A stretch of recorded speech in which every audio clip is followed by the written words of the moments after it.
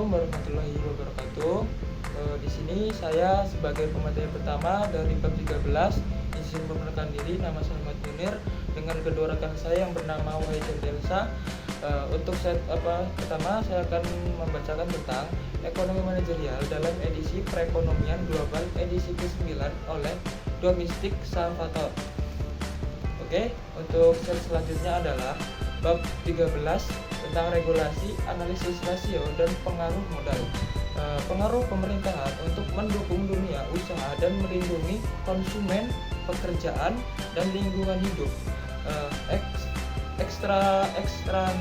Eksternalitas deregulasi, pengaturan utilitas umum, monopoli, peraturan pemerintahan tentang struktur dan perilaku pasar. Pengaruh undang-undang anti monopoli dan gerakan deregulasi, pengaturan persaingan internasional, pengaruh perpajakan terhadap keputusan bisnis. Terus slide selanjutnya ialah bab 13 tujuan pembelajaran. Di sini tujuan pembelajaran itu terbagi menjadi 3 ya. Yang pertama, memahami konsep kegagalan pasar dan respon pemerintah terhadap kegagalan pasar dalam kasus eksternalitas dan monopoli alami. Yang kedua adalah mampu membantu daftar bagian-bagian utama undang-undang anti monopoli, mengidentifikasi ketentuan utamanya. Yang ketiga, mampu menjelaskan bagaimana peraturan tersebut ditegakkan dan membedakan argumen yang mendukung regulasi industri dengan argumen yang mendukung gerakan deregulasi. Nah, untuk selanjutnya adalah peraturan pemerintahan yang membatasi kompetisi. Di sini ada tiga ya. Yang pertama perizinan, paten, dan undang-undang revision Patmen 1936.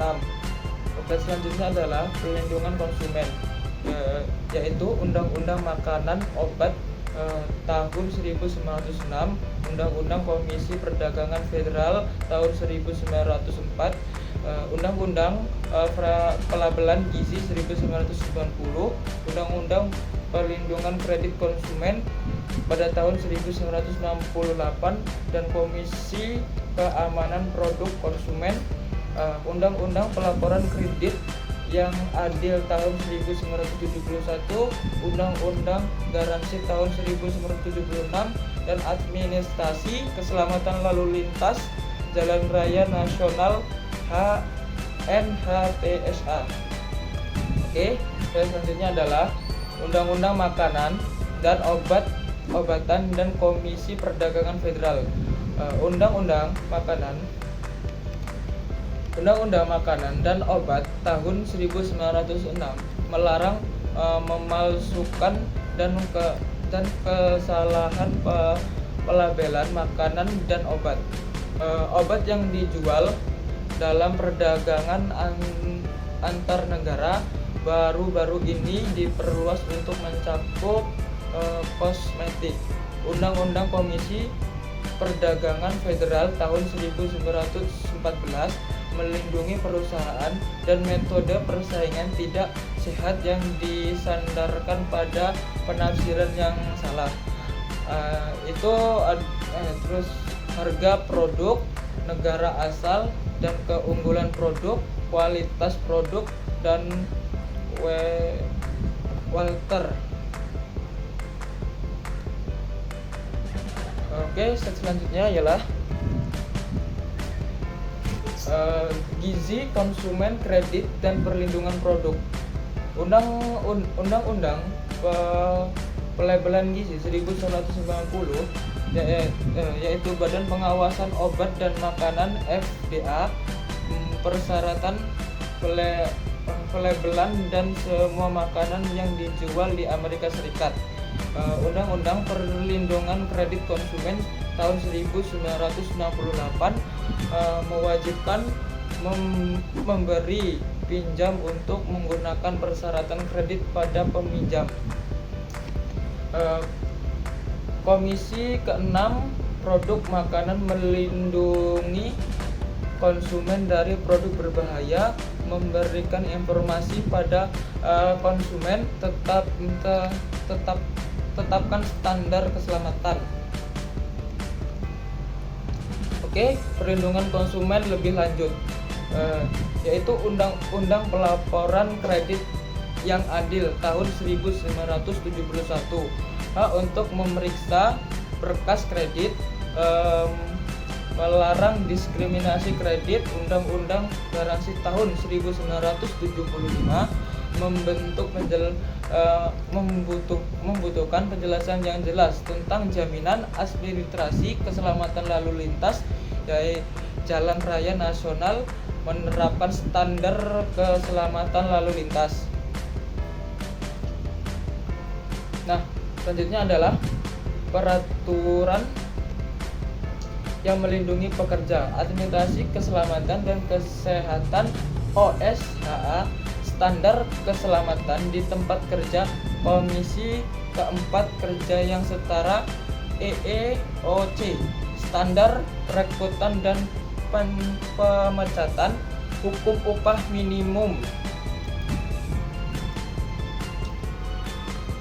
Ya, selanjutnya perlindungan lingkungan, yaitu Badan Perlindungan Lingkungan (EPA) mengatur penggunaan lingkungan menggunakan Undang-Undang Lingkungan Hidup, Undang-Undang Udara Bersih tahun 1990, membentukkan pengurangan populasi secara keseluruhan, dan mendirikan pasar untuk izin populasi. Oke, cukup sekian materi yang bisa saya berikan. Mungkin selanjutnya akan diberikan oleh teman saya yang akan memberikan materi selanjutnya. Baik, perkenalkan, nama saya Wahidun, NPM 22220345. Di sini saya akan melanjutkan materi selanjutnya, yaitu eksternalitas. Eksternalitas efek samping merugikan atau menguntungkan dari produksi ataupun konsumsi beberapa produk, yaitu teori regulasi kepentingan umum. Regulasi dibenarkan jika dilakukan untuk mengatasi kegagalan besar. Eksternalitas dapat menyebabkan kegagalan pasar. Untuk slide selanjutnya, yaitu ada eksternalitas produksi dan konsumsi, yaitu di sekominis atau produksi atau konsumsi eksternal, yaitu ada biaya yang tidak terkompensasi. Selanjutnya ada perekonomian eksternal produksi atau konsumsi, yaitu ada manfaat tanpa kompensasi. Selanjutnya ada biaya produksi swasta dan sosial dan konsumsi. Di sini ada kurva konsumsi. Untuk penjelasannya di sini ya, teman-teman. Baik, di sini ada gambar 13 strip 1, biaya dan manfaat swasta dan sosial dari produksi dan konsumsi. Panel kiri menunjukkan bahwa jumlah jam terbaik pembuatan furnitur per malam untuk individu A adalah A4 dan diberikan oleh titik E, di mana keuntungan pribadi marginal bagi individu A MPS sama dengan biaya marginal swasta terhadap individu A MPC. Namun kerja malam dilakukan oleh individu A juga menimbulkan kebisingan dan biaya bagi individu B, biaya sosial marginal MSC. Dengan demikian diberikan oleh penjumlahan vertikal kurva MPC dan MPC. Dari sudut pandang masyarakat, di tingkat kerja terbaik individu A adalah 3 jam per malam dan diberikan oleh titik E, di mana MPB sama dengan MSC $8 pada panel kanan. Jumlah jam terbaik bagi individu A untuk bekerja di rumahnya pekarangan adalah 6 jam per minggu dan diberikan oleh titik E, di mana MPB MPC. Namun pekerjaan pekarangan individu A menghasilkan manfaat eksternal bagi individu B. Manfaat sosial marginal MSB sama dengan pekerjaan MPB oleh MSB. MPC tingkat yard MSC individu A adalah 10 per minggu seperti yang ditunjukkan oleh titik E, di mana MPB terbaik sama dengan $9. Selanjutnya ada mengatasi eksternalitas. Yang pertama ada larangan. yaitu pelarangan dan aktivitas yang menimbulkan eksternalitas negatif. Yang kedua ada pajak, yaitu memungut pajak atas aktivitas yang menciptakan eksternalitas negatif. Yang ketiga ada subsidi. Subsidi yaitu mendorong kegiatan yang menciptakan eksternalitas positif. Selanjutnya ada pembayaran sukarela, dan yang terakhir ada merger. Baik, selanjutnya ada kurva dari pajak dan subsidi secara grafis. Untuk penjelasannya, mari kita simak ya teman-teman. Selanjutnya yaitu gambar 13 strip 2 pajak atau subsidi untuk mengatasi eksternalitas negatif atau positif. Panel kiri menunjukkan bahwa tingkat optimal sosial dari kerja malam 3 jam tercapai ketika pemerintah mengenakan pajak sebesar T sama dengan $3 per jam untuk pengerjaan kayu malam hari pada individu A. Hal ini menggeser kurva MPC ke atas sebesar $3 sehingga kurva MPCA memotong kurva MPB di titik S, di mana MPB sama dengan MSB sama dengan MSC. Makanya menunjukkan bahwa individu A dapat dibujuk untuk meminta atau mengonsumsi perbaikan rumah yang optimal secara sosial yang dihasilkan dari merawat pekarangannya selama 10 per minggu dengan memberikannya subsidi konsumsi sebesar Rs sama dengan $3 per jam. Hal ini menggeser kurva MPB ke atas sebesar $3 sehingga kurva MPB memotong kurva MPC di titik EG, di mana MSB, MPCA, MSC. Baik, selanjutnya ada peraturan utilitas umum. Yang pertama ada monopoli alami, yaitu kurva biaya rata-rata jangka panjang perusahaan masih menurun ketika perusahaan memasok seluruh pasar. Yang kedua ada biaya rata-rata jangka panjang LAC memiliki kemenangan negatif. Yang ketiga ada biaya marginal jangka panjang LMC berada di bawah LAC. Yang keempat ada harga yang ditetapkan regulator sama dengan LAC dikurangi. Contohnya perusahaan listrik, gas, air, dan transportasi lokal. Baik, materi selanjutnya yaitu peraturan monopoli alami. Untuk kurvanya bisa kita simak ya teman-teman. Baik, selanjutnya gambar 13 strip 3 regulasi monopoli alami. Sebuah komisi regulasi biasanya menetapkan P sama dengan LAC sama dengan $3 titik G dengan output sebesar 6 juta per unit. Periode waktu dan utilitas publik mencapai titik impas dalam jangka panjang. Namun pada Q sama dengan 6 juta, P lebih dari LMC, dan layanan yang lebih banyak diinginkan dari sudut pandang masyarakat. Tingkat output terbaik dari sudut pandang masyarakat adalah 8 juta per unit periode waktu dan diberikan oleh titik H, di mana P sama dengan LMC sama dengan $1. Namun hal ini akan mengakibatkan kerugian sebesar $1 JH per unit dan total $8 juta R. Dan perusahaan utilitas publik tidak akan menyediakan layanan tersebut dalam jangka panjang tanpa subsidi sebesar $1 per unit. Selanjutnya ada peraturan utilitas umum. Yang pertama adalah regulasi tarif sulit yang dilakukan dalam praktiknya. Yang kedua ada pengambilan yang terjamin memberikan sedikit insentif untuk mengendalikan biayanya. Yang ketiga ada efek Apes-Johnson, efek LAJ, yaitu ada tarif yang ditetapkan terlalu tinggi atau terlalu rendah dapat menyebabkan kelebihan atau kekurangan investasi pada pabrik dan peralatan oleh perusahaan utilitas. Dan yang terakhir ada regulasi LAK atau 9 kurang 12 bulan. Selanjutnya ada antitrust, peraturan pemerintah tentang struktur dan perilaku pasar. Yang pertama ada Undang-Undang Sherman 1890. Yang kedua ada Undang-Undang Clayton 1914. Yang ketiga ada Undang-Undang Komisi Perdagangan Federal 1914. Selanjutnya ada Undang-Undang Robinson-Batman 1936. Selanjutnya ada Undang-Undang Weller-Lea 1938, dan yang terakhir ada Undang-Undang Anti-Merger Scheller-Kefauver 1950. Selanjutnya Undang-Undang Sherman 1890 membuat kontrak apapun kompetensi dalam bentuk perwalian atau lainnya atau persekongkolan untuk membatasi perdagangan menjadi ilegal.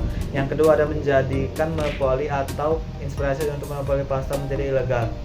Selanjutnya ada Undang-Undang Clayton 1914 Yang pertama, menjadikan tindakan ilegal untuk melakukan hal berikut jika dampaknya mengurangi persaingan atau menciptakan monopoli, yaitu isinya diskriminasi harga, kontrak eksklusif atau meningkat, akuisisi saham pesaing, mengingat direktorat antar pesaing.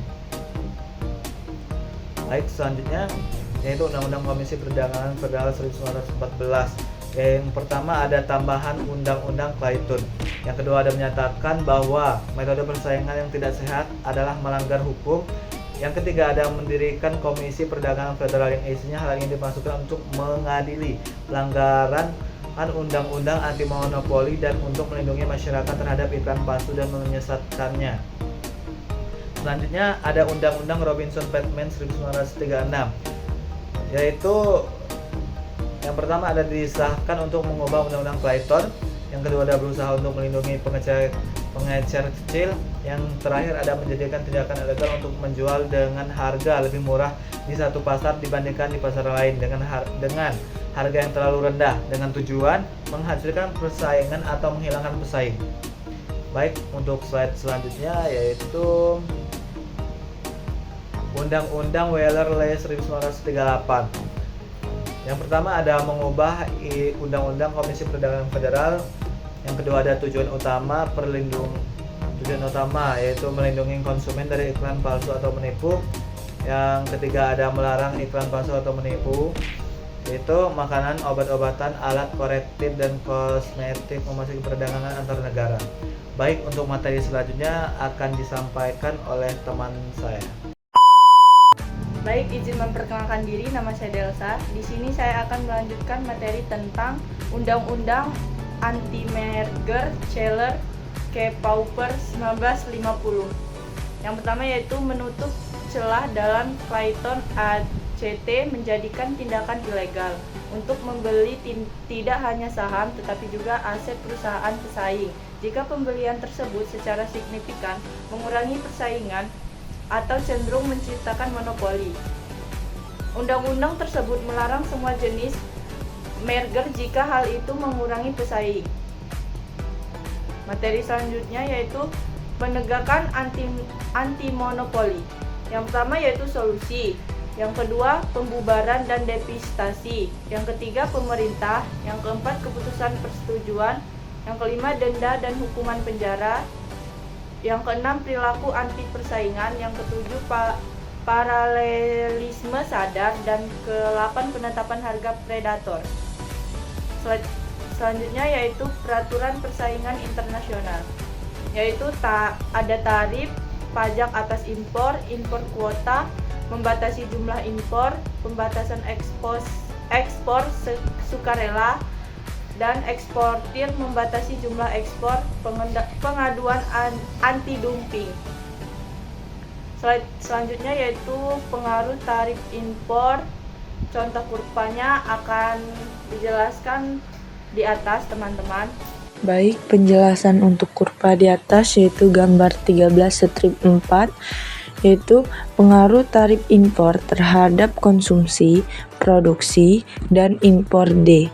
Dan saya mengacu pada kurva permintaan dan penawaran dalam negeri untuk komoditas X, sedangkan S dan S mengacu pada kurva penawaran luar negeri atas impor komoditas suatu negara.